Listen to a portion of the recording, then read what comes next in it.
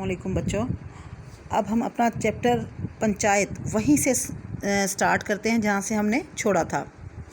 اچھا، الگو چودھری نے پھر اس کے جواب میں کہا، شیخ چمن، ہم اور تم پرانے دوست ہیں. جب ضرورت پڑی ہے تم نے میری مدد کی ہے اور ہم سے بھی جو بن پڑا ہے تمہاری خدمت کرتے آئے ہیں. جو بن پڑا ہے یعنی جو کچھ ہم سے ہو سکا ہے وہ ہم نے تمہارے لیے کیا، مگر اس وقت نہ تم ہمارے دوست ہو اور نہ ہم تمہارے دوست. یہ انصاف اور ایمان کا معاملہ ہے. خالہ جان نے پنچوں سے اپنا حال کہہ سنایا. تم کو بھی جو کچھ کہنا ہو کہو. جمن ایک شان فضیلت سے کھڑے ہوئے. شان فضیلت، فخریہ انداز، تکبرانہ انداز، اور بولے، پنچو، میں خالہ جان کو اپنی ماں کی بجائے سمجھتا ہوں اور ان کی خدمت میں کوئی کسر نہیں رکھتا. حالانکہ اس نے غلط کہا. ہاں، عورتوں میں ذرا ان بن رہتی ہے، میں مجبور ہوں. ان بن رہنا، لڑائی جھگڑا رہنا، عورتوں کی تو یہ عادت ہی ہے، مگر میں ماہوار روپیہ دینا میرے قابو سے باہر ہے. ماہوار ہر مہینے. کھیتوں کی جو حالت ہے وہ کسی سے چھپی نہیں. آگے پنچوں کا حکم سر اور ماتھے پر ہے. سر اور ماتھے پر ہے یعنی مجھے قبول ہے. الگو کو آئے دن عدالت سے واسطہ رہتا تھا. قانونی آدمی تھے. جمن سے جرح کرنے لگے. جرح، بحث. ایک ایک سوال جمن کے دل پر ہتھوڑے کے ضرب کی طرح لگتا تھا. ہتھوڑے کی ضرب لگنا یعنی اس طریقے سے اس کو دکھ ہو رہا تھا جس طرح ہتھوڑے سے چوٹ لگتی ہے. جمن حیرت میں تھے کہ الگو کو کیا ہو گیا ہے. ابھی تو یہ میرے ساتھ بیٹھا کیسے مزے مزے کی باتیں کر رہا تھا، اتنی دیر میں ایسی کایا پلٹ ہو گئی کہ میری جڑ کھودنے پر آمادہ ہے. کایا پلٹنا، حالات تبدیل ہو جانا. جڑ کھودنا، بنیادیں ہلا دینا، کمزور کر دینا. آمادہ، تیار ہے. اچھی دوستی نباہی گزاری. جرح ختم ہونے کے بعد الگو نے فیصلہ سنایا. لہجہ نہایت سنگین اور تحکمانہ تھا. سنگین، خطرناک، تحکمانہ، حکمیہ. شیخ جمن، پنچوں نے اس معاملے پر اچھی طرح غور کیا. زیادتی سراسر تمہاری ہے. سراسر، بالکل. کھیتوں سے معقول نفع ہوتا ہے، معقول، مناسب. تمہیں چاہیے کہ خالہ جان کے ماہوار گزارے کا بندوبست کر دو. اس کے سوائے اور کوئی صورت نہیں. اگر تمہیں یہ منظور نہیں تو حبہ نامہ منسوخ ہو جائے گا.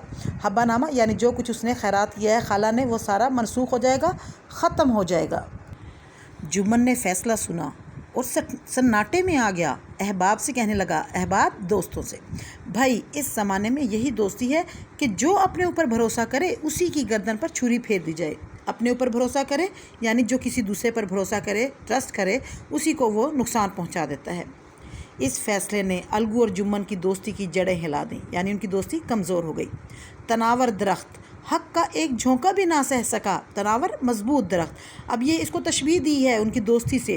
حق کا جھونکا، سچائی کی ایک بات بھی برداشت نہیں کر سکا. ان کی دوستی کا جو تعلق تھا، وہ اب بھی ملتے تھے مگر وہ تیر و سپر کی طرح. تیر جو تیر کمان میں لگتا ہے، اور سپر ڈھال کہلاتی ہے، بچاؤ کرنے والا.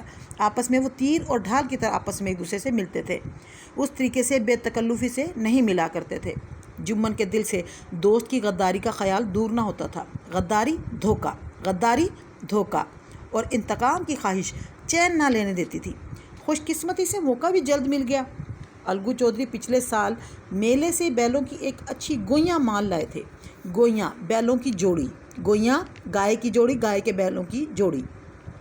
پچھائی نسل کے خوبصورت بیل تھے. پچھائی نسل اچھی نسل کہلاتی ہے، ایک اس نسل کا نام ہے. پچھائی نسل، خوبصورت نسل، اچھی نسل. وہ بیل تھے. مہینوں تک کرب و جوار سے لوگ انہیں دیکھنے آتے رہے. بچوں، گاؤں میں جو کوئی اچھی چیز آ جاتی ہے، قیمتی چیز آ جاتی ہے، تو لوگ اس کو اپریشیٹ کرتے ہیں، دیکھتے ہیں، انہیں تجسس ہوتا ہے. اسی طریقے سے جب الگو چودھری وہ گاؤں میں بیلوں کی جوڑی لے کر آئے تو لوگوں نے اس اچھی نسل کے بیل جو تھے اس کو دیکھنے کے لیے آس پاس کے علاقوں سے لوگ بھی وہاں آتے رہے. اس پنچایت کے 1 مہینہ بعد ایک بیل مر گیا. جمن نے اپنے دوستوں سے کہا، یہ دغا بازی کی سزا ہے. یعنی جمن نے کہا کہ اس نے مجھے، الگو نے جو دھوکہ دیا تھا، میرے خلاف جو فیصلہ دیا تھا، اس کی سزا میں اس کا یہ بیل مرا ہے. انسان صبر کر جائے مگر خدا نیک و بد دیکھتا ہے. جمن نے کہا کہ میں نے تو صبر کر لیا تھا، لیکن اللہ تعالیٰ تو نیکی اور برائی کو دیکھتا ہے، اس لیے الگو کو سزا ملی ہے. الگو کو اندیشہ ہوا. اندیشہ، شک. الگو کو اندیشہ ہوا کہ جمن نے اسے زہر دلوایا ہے۔ اسے شک تھا کہ میں نے جو اس کے خلاف فیصلہ دیا تھا اسی وجہ سے جمن نے میرے بیل کو زہر دلوا دیا ہے۔ اس کے برعکس کہتے ہیں بچے الٹ کو، چودھرائن کا خیال تھا۔ الگو کی بیوی کو چودھرائن سے مخاطب کیا کیونکہ وہ کاسٹ کا چودھری تھا، تو اسی مناسبت سے اس کی بیوی کو چودھرائن کا نام دیا گیا ہے۔ اس کے برعکس چودھرائن کا خیال تھا کہ اس پر کچھ کرایا گیا ہے۔ اب یہاں دیکھیں دیہاتوں میں یہ چیزیں بھی کنسیپٹ بھی ہوتا ہے کہ اگر کوئی برا کام ہو جاتا ہے یا کچھ ہمارے ساتھ غلط ہو جاتا ہے تو ہم کہتے ہیں کہ اس نے، دیہاتوں میں کہتے ہیں کہ جی اس پر کچھ تعویذ وغیرہ کروا دیا ہے، کوئی فلاں آیا تھا اس نے ایسا کر دیا، اس کا سایہ پڑ گیا، اس نے یہ کروا دیا، اس طریقے سے ان کے خیالات ہوتے ہیں۔ چودھرائن اور فہمین میں ایک دن زور و شور سے ٹھنی۔ چودھرائن جو الگو چودھری کی بیوی تھی اور فہمین جو جمن شیخ کی بیوی تھی، ان دونوں میں ایک دن زور و شور سے لڑائی ہو گئی۔ دونوں خواتین نے روانی بیان کی ندی بہا دی۔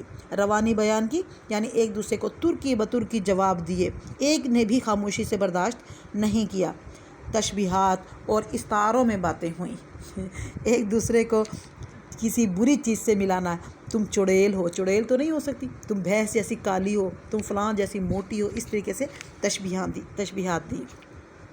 بارے جمن نے آگ بجھا دی۔ بارے کہتے ہیں آخرکار جمن نے آگ بجھا دی یعنی لڑائی ختم کر دی، بیوی کو ڈانٹا اور رزم گاہ سے ہٹا لے گیا۔ رزم گاہ میدان جنگ، اس کو انہوں نے مزاحیہ انداز میں تھوڑا سا لکھا ہے، میدان جنگ۔ ادھر الگو چودھری نے اپنے ڈنڈے سے چودھرائن کی شیریں بیانی کی داد دی، یعنی اپنی بیوی کو کس طرح پٹائی کی، ڈنڈے سے پٹائی کرنے کے بعد اس کو مصنف نے شیریں بیانی کی داد دینا لکھا ہے، یعنی اس یہاں پر بھی تھوڑا سا ہمارا مزاحیہ یہاں پر انداز نظر آتا ہے ان کا، منشی پریم چند کا۔ ایک بیل کس کام کا؟ اس کا جوڑا بہت ڈھونڈا مگر نہ ملا، ناچار اسے بیچ ڈالنے کی صلاح ہوئی، ناچار مجبوراً، صلاح ہونا مشورہ ہونا۔ گاؤں میں ایک سمجھو سیٹھ تھے، وہ یکا گاڑی ہانکتے تھے۔ اچھا، یکا گاڑی ہانکنا کیا ہوتا ہے؟ بیل گاڑی کو وہ چلایا کرتے تھے۔ گاؤں میں گڑ گھی بھرتے اور منڈی لے جاتے۔ گڑ اور گھی زیادہ تر گاؤں میں ہوتا ہے، اس لیے وہ منڈی اس کو فروخت کرنے کے لیے لے جاتے۔ منڈی سے تیل نمک لاد کر لاتے اور گاؤں میں بیچتے تھے، کیونکہ گاؤں میں تیل اور نمک وغیرہ نہیں ہوتا تو وہ وہاں سے لے آتے اور گاؤں میں آ کے بیچتے تھے۔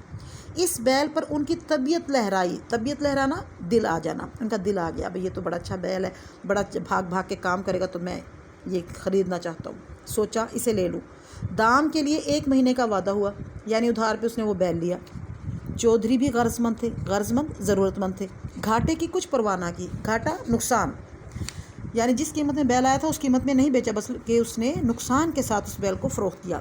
سمجھو نے نیا بیل پایا تو پاؤں پھیلائے، کام اپنا زیادہ کر لیا۔ دن میں 3 4 کھیوے کرتے، کھیوے چکر لگاتے، منڈی سے گھر سے منڈی۔ نہ چارے کی فکر تھی نہ پانی کی، یعنی وہ سمجھتا تھا بیل تو پتہ نہیں کسی پانی پہ چلتا ہے یا بجلی سے چلتا ہے، اسے نہ اس کے کھانے کی فکر تھی نہ ہی اس کو پانی پلانے کی، بس کھیووں سے کام تھا، بس چکر لگاتا رہتا تھا کہ زیادہ سے زیادہ کما لوں۔ منڈی لے گئے، وہاں کچھ سوکھا بھوس ڈال دیا۔ سوکھا بھوس ہمیشہ گدھا کھاتا ہے، بیل وغیرہ نہیں کھایا کرتے، اور غریب جانور ابھی دم بھی نہ لینے پاتا تھا کہ پھر جوت دیا، یعنی ابھی وہ سانس نہیں لیتا تھا کہ پھر دوبارہ اس کو ریڑے میں لگا دیتا تھا۔ مہینے بھر میں بیچارے کا کچومر نکل گیا۔ کچومر نکل جانا بچوں سن لیں، ہڈیاں نکل جانا۔ یکے کا جوا دیکھتے ہی بیچارے کا ہاؤ چھوٹ جاتا۔ وہ جو لکڑی کا ایک سٹرکچر ہوتا ہے اس کو کہا ہے یکے کا جوا، یعنی ٹانگا جس میں جوتتے ہیں یا بیل جس میں جوتتے ہیں۔ اس کو دیکھتے ہی اس کا دم نکل جاتا تھا۔ ایک قدم چلنا دوبھر مشکل تھا۔ ہڈیاں نکل آئی تھیں، لیکن اصیل جانور، مار کتاب نہ تھی۔ اصیل جانور اچھی نسل کا جانور تھا، لیکن اب اس میں مار کی برداشت نہ تھی کہ وہ مار کھاتا۔ ایک دن چوتھے کھیوے میں سیٹھ جی نے دگنا بوجھ لاد دیا۔ دن بھر کا تھکا جانور، پیر مشکل سے اٹھتے تھے، اس پر سیٹھ جی کوڑے رسید کرنے لگے، یعنی جب وہ مشکل سے چل رہا تھا، اس کی خوراک پوری نہیں ہو رہی تھی، تو اس پر اوپر سے سیٹھ نے کیا کیا، اس کو مارنا شروع کر دیا تھا۔ بیل جگر توڑ کر چلا، بڑی طاقت لگا کر چلا، اپنی پوری قوت لگا کر کچھ دور دوڑا، چاہا کہ ذرا دم لے۔ ادھر سیٹھ جی کو جلدی گھر پہنچنے کی فکر، کئی کوڑے بے دردی سے لگائے۔ بیل نے ایک بار پھر زور لگایا، مگر طاقت نے جواب دے دیا۔ زمین پر گر پڑا اور ایسا گرا کہ پھر نہ اٹھا۔ کئی بورے گڑ اور کئی کنستر گھی کے بیچے تھے۔ 200-400 روپے کمر میں بندھے ہوئے تھے، یعنی پہلے اس وقت قمیضوں میں شرٹوں میں ایسی جیب یا پرس وغیرہ نہیں ہوتے تھے جس میں انسان پیسے رکھ سکے، لہٰذا انہوں نے کپڑے میں باندھ کے اور اس کپڑے کو اپنی کمر پہ باندھ دیا تھا۔ گاڑی پر کئی بورے نمک کے تھے، چھوڑ کر جا بھی نہ سکتے تھے کہ کہیں بعد میں چوری نہ ہو جائیں۔ گاڑی پر لیٹ گئے، وہیں رت جگہ کرنے کی ٹھان لی۔ رت جگہ ساری رات جاگنے کی ارادہ کر لیا، پختہ ارادہ کرنا، ٹھان لینا، پختہ ارادہ کر لینا، اور آدھی رات تک دل کو بہلاتے رہے۔ حقہ پیا، پھر گانا گانا شروع کر دیا، پھر حقہ پیا، آگ جلائی، تاپا سینکنا، حرارت حاصل کرنا۔ اپنی دانست میں تو وہ جاگتے ہی رہے، دانست میں، اپنی سمجھ میں، اپنی عقل میں وہ جاگتے ہی رہے، مگر جب پو پھٹنا، سورج کی پہلی کرن نمودار ہونا، چونکے، حیران ہوئے، ایک دم اٹھے روشنی دیکھ کر، اور کمر پر ہاتھ رکھا تو تھیلی ندارد غائب، تھیلی نہیں تھی۔ کلیجہ سن سے ہو گیا، یعنی دل نے دھڑکنا چھوڑ دیا، ایک دم اس کو ہارٹ بیٹ اس کی رک گئی۔ کمر ٹٹولنا، ہاتھ پھیرنا کمر پر، تھیلی کا پتہ نہ تھا۔ گھبرا کر ادھر ادھر دیکھا، کئی کنستر تیل کے بھی غائب تھے۔ سر پیٹ لیا، پچھاڑیں کھانے لگے۔ پچھاڑیں کھانا، ادھر ادھر لوٹنا، غم کے مارے ماتم کرنا۔ صبح کو بہزار خرابی گھر پہنچے، بہزار خرابی، ہزار مجبوریوں کے باوجود گھر پہنچے۔ سیٹھانی جی نے جب یہ المناک حادثہ سنا تو چھاتی پیٹ لی۔ المناک، دردناک، غمناک حادثہ سنا تو اپنی چھاتی پیٹ لی، جیسے ماتم کرتے ہیں دکھ میں، تو اس طرح اس نے کرنا شروع کر دیا۔ پہلے تو خوب روئیں، تب الگو چودھری کو گالیاں دینے لگیں کہ ایسا بیل دے دیا، ہمارے متھے لگا دیا، یوں کر دیا۔ پھر اس نے حفظ ما تقدم کی سوچی۔ حفظ ما تقدم، بچے پہلے سے حفاظتی تدابیر کرنا۔ اب پیسے تو انہوں نے دینے تھے، 1 مہینے کا وعدہ کیا ہوا تھا، تو اس نے سوچا اب کیا کیا جائے، بیل تو مر گیا، اب پیسے کس طرح دیں۔ پیسے سے جان چھڑانے کے لیے اس نے اپنے پہلے سے حفاظتی تدابیر سوچی، اور کیا سوچی؟ نگوڑے نے ایسا منحوس بیل دیا کہ سارے جرم کی کمائی لوٹ گئی۔ نگوڑا، کمینہ، کم بخت، ایسا منحوس خراب بیل دیا، سارے جنم کی کمائی لوٹ گئی، یعنی جو ہم نے ساری زندگی میں کمایا تھا وہ سب کا سب ہمارا ختم ہو گیا۔ بچوں اب اس کا میں آپ کو وہ دکھاتی ہوں ورڈز میننگز اور شارٹ کوسچن۔ یہاں دیکھیں بچے آپ لوگ کہ پہلے ہم نے چیپٹر پڑھا ہے، اس میں مشکل الفاظ تھے: شان فضیلت، فخر یا انداز، تکبرانہ انداز، جرح، بحث کرنا، کایا پلٹنا، حالات بدل جانا، ٹھیک ہے۔ پھر اس کے بعد جڑ کھودنا، بنیادیں ہلا دینا یا کمزور کر دینا۔ پھر منسوخ، ختم، تیر و سپر، تیر اور یہ ڈھال، ٹھیک ہے۔ پھر اس کے بعد دیکھیں گوئیاں، جوڑی، رزم گاہ، میدان جنگ، پھر ہے ناچار، مجبوراً، دوبھر، مشکل، اور پو پھٹنا، سورج کی پہلی کرن نمودار ہونا، حفظ ما تقدم، پہلے سے حفاظتی تدابیر کرنا۔ اب آپ کے اس میں ہیں آپ کے شارٹ کوسچن۔ اچھا یہاں پہ دیکھیں، ایک پہلا شارٹ کوسچن ہے: جمن شیخ اور الگو چودھری میں کیا رشتہ تھا؟ آپ نے یہ ڈیٹیل سے دینا ہے، ہمیشہ سوال میں سے جواب نکالنا ہے۔ یہ نہیں دوستی کا رشتہ تھا یا یارانہ تھا، نہیں، جمن شیخ اور الگو چودھری میں بڑا یارانہ تھا، آپ اس طرح لکھیں گی۔ سوال کا جواب سوال میں سے نکالیں گی پہلے سٹارٹ کرنے کے لیے۔ دوسرا سوال: شیخ جمعراتی کون تھا؟ ٹھیک ہے، اس کا بھی آپ نے شیخ جمعراتی جمن شیخ کے والد تھے، ٹھیک ہے۔ پھر یہ تیسرا: الگو کس کا شاگرد تھا؟ الگو جو تھا وہ جمن شیخ کے والد شیخ جمعراتی کا شاگرد تھا۔ الگو کس طرح کے آدمی تھے؟ الگو بڑے شریف اور قانونی قسم کے آدمی تھے۔ شیخ جمعراتی کس چیز کے زیادہ قائل تھے؟ شیخ جمعراتی تازیانے کے زیادہ قائل تھے۔ جب ہم اس طریقے سے جواب لکھیں گے تو پتہ چلے گا فرسٹ ٹائم پڑھنے والے کو بھی کہ یہ کس قسم کے سوالات ہیں، ٹھیک ہے۔ اور اب ہم نکالیں گے اپنی کہانی اردو بی اے کے لیے، جیسا کرو گے ویسا بھرو گے۔ جی بچے، یہ آپ کی سٹوری ہے ایک، جیسا کرو گے ویسا بھرو گے۔ آپ ایک بات یاد رکھیں کہ کہانی ہمیشہ پاسٹ میں ہوتی ہے، کبھی بھی کہانی پریزنٹ میں یا فیوچر میں نہیں ہوتی۔ دوسری چیز یہ کہ جب آپ کہانی لکھیں گی یا لکھیں گے تو اس کے لاسٹ میں آپ نے نتیجہ لازمی لکھنا ہے۔ جب آپ نتیجہ بھی لکھیں گے، کہانی بھی لکھیں گے تو آپ کو 4 نمبر ملیں گے۔ ادروائز اگر آپ نے نتیجہ نہیں لکھا تو پھر اس کے بعد آپ کے 3 نمبر یا 2 نمبر بھی ہو سکتے ہیں، ایک چیز۔ دوسری چیز یہ نئی بات کو نئے پیراگراف میں شروع کرنا ہے۔ اچھا، ایسے نہیں کہ ایک ہی دفعہ میں سارا لگا دیا، ٹھیک ہے۔ کوئی خاص بات ہو تو اس کو انورٹڈ کاماز میں آپ لکھیں، ٹھیک ہے۔ یہ اب ہم کہانی سٹارٹ کرتے ہیں۔ تو آپ دیکھیں یہاں پر کہ پرانے زمانے کا ذکر ہے۔ کسی شہر میں ایک سوداگر رہتا تھا۔ ایک بار اسے تجارت کی غرض سے کسی دوسرے ملک جانا پڑ گیا۔ اس کے پاس 5 سیر سونا تھا وہ حیران تھا کہ اسے کہاں محفوظ کرے۔ اتفاق سے اسی شہر میں اس کا ایک دکاندار دوست تھا۔ سوداگر وہ سونا ایک صندوقچے میں بند کر کے اپنے دوست کے پاس لے گیا اور اس سے کہا، اب دیکھیں اس نے جو کہا وہ اسٹیٹمنٹ دیکھیں، اس نے انورٹڈ کاماز میں لکھا ہوا ہے، آپ نے بھی اسی طریقے سے لکھنا ہے۔ میں کچھ عرصہ کے لیے ملک سے باہر جا رہا ہوں، آپ یہ سونا بطور امانت اپنے پاس رکھ لیں۔ انورٹڈ کاماز کلوز کر دیں آپ یہاں پہ فل سٹاپ لگا کے۔ اس کام سے فارغ ہو کر سوداگر اپنے سفر پر روانہ ہو گیا۔ 4-5 ماہ بعد سوداگر وطن واپس آیا۔ وہ اپنا سونا لینے کے لیے دکاندار کے پاس گیا، لیکن اس دوران میں دکاندار کی نیت بدل چکی تھی۔ الیکس لیک کے بعد جب سوداگر نے اپنی امانت واپس مانگی تو دکاندار نے چہرے پر ایک مصنوعی قسم کی افسردگی طاری کر لی اور اظہار افسوس کرتے ہوئے کہنے لگا کہ وہ سونا تو چوہے کھا گئے ہیں اور میں بے حد شرمسار ہوں کہ آپ کی قیمتی امانت میرے گھر میں محفوظ نہ رہ سکی، لیکن ظاہر ہے اس میں میرا کوئی قصور نہیں۔ اس نے جھوٹی قسمیں کھا کر سوداگر کو یقین دلانے کی کوشش کی کہ وہ بالکل سچ کہہ رہا ہے۔ بیچارہ سوداگر یہ سن کر خاموش ہو گیا اور خالی ہاتھ واپس چلا گیا، مگر وہ سمجھتا تھا کہ دکاندار نے اس کے ساتھ دھوکہ کیا ہے۔ وہ دل ہی دل میں دکاندار سے بدلہ لینے کی تجویز سوچنے لگا۔ چند ہی دن گزرے ہوں گے، اب دیکھیں جب نئی بات شروع ہوئی تو پھر ہمارا نیا پیراگراف بھی شروع ہو گیا ہے۔ چند ہی دن گزرے ہوں گے کہ سوداگر کے ذہن میں ایک ترکیب آئی۔ اس نے دکاندار کو بیوی بچوں سمیت اپنے ہاں کھانے پر بلایا۔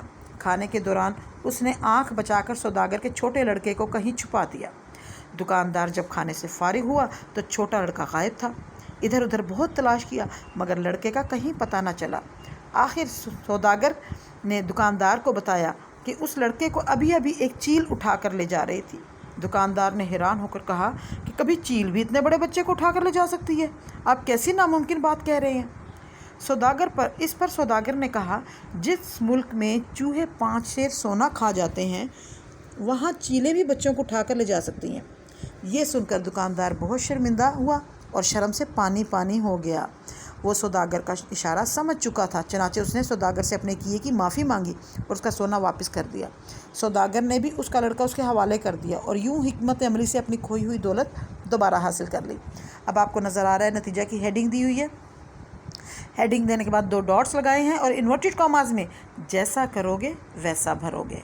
اب جب تک آپ اس کا وہ نہیں لکھیں گے نتیجہ تو آپ کا کوئی فائدہ نہیں ہوگا بچوں، اس کو لکھنے کا، کہانی کا 3 نمبر ہوں گے۔ اور ایک پاسٹ میں آپ نے کہانی لکھنی ہے، پریزنٹ میں یا فیوچر میں نہیں لکھنی۔ دوسرا پھر جب نئی بات شروع ہو تو پیراگراف اس کا بنا کے پھر کہانی لکھیں۔ اور بعض اوقات ایسا ہوتا ہے بچوں کہ نتیجہ دے دیا جاتا ہے کہ جیسا کرو گے ویسا بھرو کے عنوان سے ایک کہانی لکھیں، اور ایک کہانی کے کئی نتیجے بھی ہو سکتے ہیں، تو وہ بھی اپنے ذہن میں آپ رکھیں گے، ٹھیک ہے؟ تو انشاءاللہ آپ سے پھر بات ہوگی نیکسٹ لیکچر میں۔ تب تک کے لیے اجازت، اللہ حافظ۔